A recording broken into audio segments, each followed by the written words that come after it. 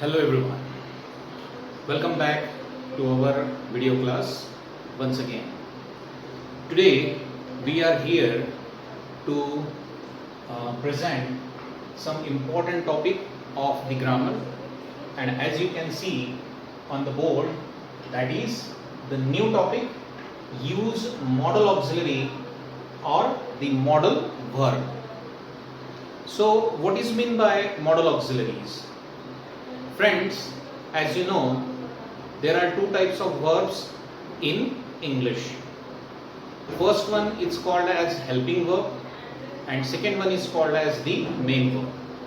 So we have just studied complete functioning of helping verb as well as main verb in throughout part of the grammar, in different sections of grammar. Now let's move towards the auxiliary verb. Auxiliary verb is nothing, it's a part of helping verb. Okay, in the helping verb also there are two types of parts. First one is called as the primary auxiliary, in which we can say that there are different kinds of helping verbs and to be verbs are given. That is, for example, amizar, was, were, shall be, will be, have, has, had, do, does, did. Same like the helping verbs and the to be verbs, these are also called as the primary auxiliaries in this part. In the secondary auxiliaries, that is also called as the modal auxiliaries. In the modal verb, we can see there are different kinds of helping verbs, there are different kinds of auxiliaries, and they can be used in different sentences by different meanings, by different uses. So how they can be used and what is their meaning, we have to just learn all this part here in this topic of modal auxiliary. So have a look. Board पर अभी अगर देखा जाए तो हम देखते हैं, देखिए मॉडल ऑक्सिलरी का मतलब मॉडल वर्ब का हम प्रयोग सीख रहे हैं. इसमें हमने एक चार्ट बनाया है, that is one kind of table we can say. Modal auxiliaries एक साइड में है, this is also called as the MA. MA means M for modal, A for auxiliary, and दूसरी साइड में उसके मीनिंग और उसके यूजेस को हमने यहां पर लिया है. Okay, well, so number of different kinds of modal verbs are here. जैसे कि हम सबसे पहले लेते हैं shall, एक modal auxiliary भी है, एक helping verb भी है, लेकिन जब वो modal auxiliary के रूप में आता है तब वो uncertainty को शो करता है. ओके, अनिश्चितता को अगर देखा जाए तो future uncertainty को वो शो करता है. future certainty को, certainty मतलब क्या, निश्चितता को दर्शाना अगर है तो will का हम प्रयोग करते हैं. ओके भाई, एक आधी चीज हम भविष्य में बिल्कुल पक्का करेंगे, ये अगर देखा जाए तो निश्चितता दी गई है, तो उसको दर्शाने के लिए हम विल का प्रयोग करेंगे. ओके, और अगर भविष्य में एक आधी चीज शायद ही हो सकती है, शायद हो सकती है, अनसर्टन है, होगा नहीं होगा पता नहीं, तो अनसर्टेनिटी को अगर देखा जाए तो हम भविष्य दर्शक अनसर्टेनिटी को शॉल से यहां पर दर्शाते हैं. Then this is used to and would. Used to and would is having the same meaning. Used to और would को बिल्कुल same meaning दिया है. दोनों भी अगर देखा जाए तो past habit दर्शाने के लिए इसका प्रयोग किया जाता है. अब बताइए, present habit अगर अपने को दर्शानी है तो present habit कैसे बताएंगे? जी बिल्कुल सही बोला है भाई. present habit अगर हमें दर्शाना है तो भाई हम simple present tense का प्रयोग करेंगे. जो रेगुलर हम जो एक्टिविटीज करते हैं, जैसे मैं रोज सुबह उठता हूं तो मैं क्या बोलूंगा, I wake up early in the morning. ठीक है, मैं बहुत जल्दी अगर देखा जाए तो तैयार हो जाता हूं तो अपन क्या बोलेंगे, I get up very early और I get up very quickly in different for different kinds of actions and all. ये हम बोल सकते हैं. तो ये मेरी रोजाना हैबिट है. मैं रोज अगर देखा जाए तो क्रिकेट खेलने का, मुझे रोज अगर देखा जाए तो एक हैबिट है कि मैं रोज क्रिकेट खेलता हूं, तो मैं क्या बोलूंगा, आई प्ले क्रिकेट. लेकिन ऐसी चीजें या ऐसी हैबिट्स जो मुझे अभी नहीं है लेकिन भूतकाल में थी कभी ना कभी, तो भूतकाल दर्शक, सी पास्ट हैबिट, भूतकाल दर्शक अगर हैबिट्स हैं तो उसको दर्शाने के लिए हम मोस्टली यूज्ड टू का प्रयोग करते हैं। जैसे आपने देखा होगा बहुत सारे स्पीकर या राइटर लिखते समय अगर देखा जाए तो लिखते समय ये कहते हैं कि I used to up and down from Nagpur to Wardha, okay, when I was there. जब अगर देखा जाए तो मैं नागपुर में जब जॉब करता था, मैं हमेशा ही अगर देखा जाए तो वर्धा से नागपुर, नागपुर से वर्धा अप डाउन किया करता था। ये मेरी पास्ट हैबिट है। बचपन में हम भी अगर देखा जाए तो छोटे छोटे जो हमारे जो फ्रेंड्स थे उनके साथ में मिलकर अगर देखा जाए तो हम बहुत सारे नेटिव गेम खेलते थे, ओके, स्थानिक गेम खेलते थे, ठीक है। तो हम ये बोल सकते हैं कि I used to play with my friends different native games, या हम ये भी बोल सकते हैं कि I used to play different native games with all my friends in our childhood. So that is the most correct sentence. तो मुख्य रूप से अगर देखा जाए तो used to और would के जगह पर used to और used to के जगह पर would हम ये past habit दर्शाने के लिए use करते हैं। लेकिन would का अगर देखा जाए तो ओके बाकी भी मीनिंग है। used to का केवल एक ही मीनिंग है, past habit दर्शाता है, लेकिन would का और भी मीनिंग है। वो तो past habit तो दर्शाता ही है, लेकिन पास्ट फ्यूचर भी दर्शाता है, ओके। अगर हमने भूतकाल में एक आधी चीज डिसाइड की थी कि भविष्य में अगर देखा जाए तो वो एक आधी चीज कभी ना कभी होगी, ऐसा हमने भूतकाल में डिसाइड किया था, that is called as the past future. जैसे जब हम 10वीं में थे तो 10वीं की परीक्षा पास करने के बाद हमें अगर देखा जाए तो हमने ये विचार किया था कि हम भी अगर देखा जाए तो इंडियन फोर्सेस जो है, ओके, उस फोर्सेस में हम जाएंगे। देखिए जाएंगे, ये हमने डिसाइड कब किया था? जब 10वीं की एग्जाम पास हो गए थे तब, ओके। सो हम यही सेंटेंस को कैसे बोलेंगे? When I pass my 10th exam I decided that I would go और I would join, okay, would का प्रयोग हमने किया है, I would join Indian forces, okay, to shape my career in it, okay. तो ऐसे अगर देखा जाए तो ऐसे यह पार्ट इसमें हम पास्ट फ्यूचर में दर्शाते हैं। और बहुत ज्यादा पोलाइट रिक्वेस्ट अगर दर्शाना है तो पोलाइट रिक्वेस्ट दर्शाने के लिए भी वुड का हम प्रयोग करते हैं। जैसे आपने देखा होगा कि अलग अलग प्रकार के टीवी शोज होते हैं, अलग अलग प्रकार के फंक्शंस होते हैं, ओके, अवार्ड फंक्शंस होते हैं या अलग अलग प्रकार के और भी कुछ शोज होते हैं जिसमें एंकर जो है वो वुड का प्रयोग करते हैं। आपने देखा होगा, ओके, जैसे कि एक आधा अवार्ड फंक्शन है फिल्म, जैसे कि वो क्या फिल्मों में क्या होता है वो जी सिने अवार्ड, ओके, या फिल्म फेयर अवार्ड हो रहा है, एंकर वहां पर बोलता है कि I would like to call, okay, mister Amitabh Bachchan on the stage, okay, to receive this award. तो देखिए वुड का प्रयोग किया। सो बच्चन साहब जो है वो बहुत सीनियर मोस्ट अभी पर्सन है, तो उनको एक रिस्पेक्ट और उनको एक पोलाइट रिक्वेस्ट अगर देखा जाए तो करने के लिए हम ये वुड का प्रयोग प्रेजेंट में भी करते हैं। So that is the same thing.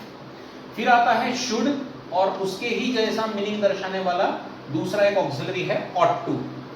अब मॉडर्न लैंग्वेज में ऑट टू का प्रयोग नहीं किया जाता, लेकिन बहुत सारे ऐसे टेक्स्ट होते हैं जो बहुत पहले लिखे गए हैं और वह अगर देखा जाए तो वह आपको एग्जाम में, ओके, मतलब आपको टेक्स्ट बुक में है, तो हो सकता है कि आपने कभी ये देखा हो ought to, लेकिन फिलहाल में भी the word the auxiliary is not used, okay, तो उसकी जगह पर हम should का प्रयोग करते हैं। तो ख्याल में रखिएगा should मतलब ही ought to मतलब ही should, ये एडवाइस दर्शाता है, ओके, सलाह अगर देना है तो भाई हम यहाँ पर should का प्रयोग करते हैं। सजेशंस देने हैं तो हम यहाँ पर अगर देखा जाए तो यहाँ पर शुड या ought to का प्रयोग करते हैं, या मोरलिटी मतलब एक आदि नैतिकता अगर दर्शानी है तो वो नैतिकता भी दर्शाने के लिए हम शुड का प्रयोग करते हैं। फिर आता है कैन का पास्ट टेंस होता है कुड, ये एबिलिटी दर्शाता है, पात्रता को दर्शाता है, कैपेसिटी दर्शाता है, एक आदि इंसान की या किसी भी एक आदि चीज की कैपेसिटी दर्शाता है, पावर दर्शाता है कि कितनी शक्ति है, सामर्थ्य है, स्ट्रेंथ, कितना सामर्थ्य है, शक्ति है, वो दर्शाता है।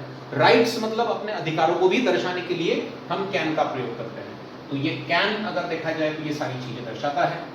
फिर आता है मे और उसका पास्ट टेंस आता है माइट। देखिए मे का पास्ट टेंस माइट, यहाँ कैन का पास्ट टेंस कुड। तो मे जो है ना वो 3P फंक्शनिंग दर्शाता है। ये देखिए ये पहली बार आपने सुना होगा 3P फंक्शनिंग। 3P फंक्शनिंग मतलब क्या? P फॉर, देखिए एक P क्या होता है? P फॉर पॉसिबिलिटी, मतलब यह अगर देखा जाए तो शक्यताओं को दर्शाता है, प्रेजेंट दर्शक शक्यता है।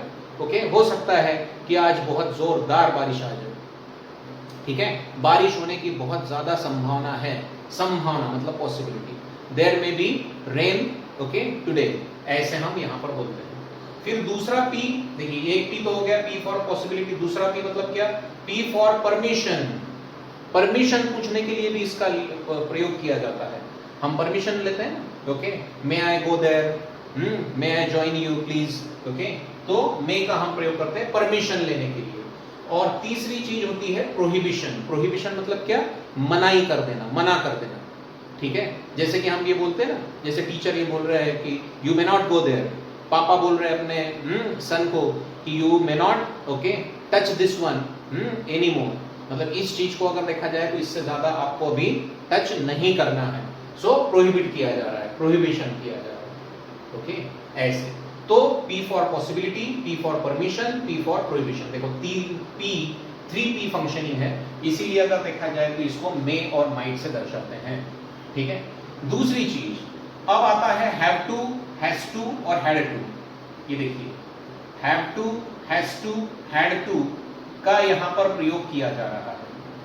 अब यहां पर अगर देखा जाए तो यहां पर ये जो प्रयोग किया जा रहा है, तो इसके जगह पर अगर आपको ऐसा कभी बोला गया कि अगर आपको हैव टू दिया गया है, हैज टू दिया गया है, हैड टू दिया गया है, और अगर आपको ऐसा बोला गया है कि इसके जैसा ही दूसरा ऑक्सिलरी आप यहां पर डालिए, मतलब आपको वाक्य में have to, has to, had to हटाना है और उसके ही जैसा अर्थ दर्शाने वाला दूसरा ऑक्सिलरी डालिए, ऐसा अगर आपको बोला गया, so you have to use must in that case. लेकिन अगर आपको ऐसा कहा गया है कि ऑब्लिगेशन या कंपल्शन दर्शाने वाला अगर देखा जाए तो एक ऑक्सिलरी आपको यहां पर रखना है, ओके, तो ऑब्लिगेशन मतलब सख्ती, सख्ती कर रहे हैं, ठीक है, कि तुझे आज किसी भी हाल में वो काम करना ही है, तुम्हें ये कार्य पूरा करना ही होगा, सख्ती की गई है, कंपल्शन किया गया है, ऑब्लिगेशन किया गया है, सो वो अगर करना है तो वो केवल और केवल मस्ट से ही हम करते हैं। ये बात को आप हमेशा ख्याल रखिए। तो ये सारी ऑक्सिलरी जो है ये बहुत महत्वपूर्ण है यहां तक। फिर नीड टू अगर देखा जाए तो नेसेसिटीज को दर्शाता है, नीड्स को दर्शाता है। डेयर टू अगर देखा जाए तो डेयरिंग या करेज को दर्शाता है, ओके, डेयर टू, तो ये भी एक ऑक्सिलरी है, लेकिन उनका उतना ज्यादा प्रयोग नहीं होता। लेकिन हाँ, डेयर टू या नीड टू कहीं पर भी आए तो आपको पता होना चाहिए, इसलिए इसको हमने लिया है। Understood? Now the questions are there. अब बोर्ड की एग्जाम्स में क्वेश्चंस आते हैं। कैसे क्वेश्चंस आते हैं? ये ऐसे क्वेश्चंस आते हैं, Radha will change her opinion about it, full stop दिया गया है। अब ब्रैकेट में देखिए क्या दिया है, use MA, MA means M for modal, A for auxiliary, मैंने शॉर्टकट में लिया है, यहाँ पर आपको पूरा दिया जाता है modal auxiliary. Use modal auxiliary या use modal verb showing possibility, आपको ये बताया जाता है कि भाई पॉसिबिलिटी दर्शाने वाला जो मॉडल वर्ब है वह अगर देखा जाए तो आप यहां पर लीजिए और फिर वो इस वाक्य में यूज करिए और यह वाक्य फिर बनाइए। अब सबसे पहले तो हमें ये पता होना चाहिए कि भाई पॉसिबिलिटी ये कौन से ऑक्सिलरी से दर्शाई जाती है। ये देखिए पॉसिबिलिटी 3P फंक्शनिंग, पॉसिबिलिटी दर्शाते हैं किससे? अपन में से। अगर पास्ट टेंस में वाक्य है तो फिर क्या रखते अपन? माइट रखते हैं। लेकिन यहां पर प्रेजेंट का वाक्य है, ओके, तो प्रेजेंट में हम अगर देखा जाए तो रखेंगे क्या? में। तो भाई पॉसिबिलिटी तो में से दर्शाई जाती है, तो हमें में का प्रयोग करना है। तो जाहिर सी बात है कि दिया गया जो वाक्य है इसमें भी एक ऑक्सिलरी अमूमन दिया जाता है, ओके, वो ऑक्सिलरी आपको ढूंढकर निकालना है। अब वो ऑक्सिलरी है क्या? कौन सा? यहाँ पर विल, देखिए यहाँ पर विल दिया गया है ना, तो इसको हम निकाल बाहर करेंगे और उसके जगह पर पॉसिबिलिटी दर्शाने वाला में हम यूज करेंगे और बाकी का वाक्य जैसे के वैसे ही रखेंगे। That's very easy. So Radha, will को हमने रिप्लेस किया, किससे रिप्लेस किया? में से, क्योंकि में क्या दर्शाता है? पॉसिबिलिटी दर्शाता है, और वही पॉसिबिलिटी दर्शाने वाला ऑक्सिलरी अपने को यूज करने के लिए कहा गया था, तो हमने वो कर दिया। बाकी जो rest of the sentence is the same, change her opinion about it, So this is what the complete sentence. Radha may change her opinion about it. देखिए, ये may का हमने प्रयोग किया, मतलब पॉसिबिलिटी इसमें आ गई, एंड दैट इज इतना सा करने के लिए आपको 1 मार्क मिल जाता है. It's very easy, but only you should know which are the auxiliaries and what they imply, what they show, what is their meaning, what is their uses, okay, how they use, how they function in all the way. Okay, if you know it all, then you can easily just work it out and just solve the any other example over there. चलो second sentence में चलते हैं. Now it is the second one. So क्या करेंगे second sentence में? सबसे पहले भाई पहले तो पढ़ लेते हैं ना. ओके, आराम से पहले सेंटेंस पढ़ लो. Everyone has to perform their role well. Full stop दिया है. क्या कहा गया है? रिमूव द गिवन एमए. दिए गई जो एमए है, एमए मतलब मॉडल ऑक्सिलरी जो है, उसको आपको रिमूव करना है. रिमूव करना है. रिमूव करना है मतलब निकालना है. बाय अनदर, दूसरे ऑक्सिलरी से रिमूव करना है. हैविंग सेम मीनिंग, जिसका मीनिंग अगर देखा जाए तो एकदम सेम है. मतलब आपको दिए गए वाक्य की ऑक्सिलरी हटानी है, दूसरी ऑक्सिलरी डालनी है, लेकिन जो भी ऑक्सिलरी डालेंगे उसका मीनिंग और दिए गए ऑक्सिलरी का मीनिंग एकदम सेम होना चाहिए. अब देख लेते हैं कि इस वाक्य में कौन सी ऑक्सिलरी दी गई है. कौन सी ऑक्सिलरी है? देखिए, ये हैव टू का या हैज टू का प्रयोग किया गया है. दिस इज हैज टू, है ना. इस ऑक्सिलरी को हमें रिमूव करना है, निकालना है, बिल्कुल निकालना है. लेकिन जो दूसरी ऑक्सिलरी जो यूज होगी उसका मीनिंग इसके मीनिंग के साथ में जुड़ना चाहिए. तो देखिए, have to, has to, had to, इसका अगर अभी मैंने थोड़ी देर के पहले ही बताया था कि इसका अगर यूज अगर आपको दिया गया है और आपको ये बोला गया है कि इसके ही जैसी ऑक्सिलरी दूसरी डालिए, तो हैव टू हो या हैज टू हो या हैड टू हो, उसको निकाल देंगे और किसका प्रयोग करेंगे? मस्ट का प्रयोग करेंगे. बिल्कुल सही. तो यहां पर अगर देखा जाए तो हम मस्ट रखेंगे और वाक्य बनाएंगे. तो फिर क्या होगा? Everyone must perform their role well. देखिए, वी यूज हियर मस्ट. हमने यहां पर मस्ट का प्रयोग कर लिया है, and now the sentence remains the same. The remaining sentence always the same. Okay, देखिए, everyone must perform their role well. That's it.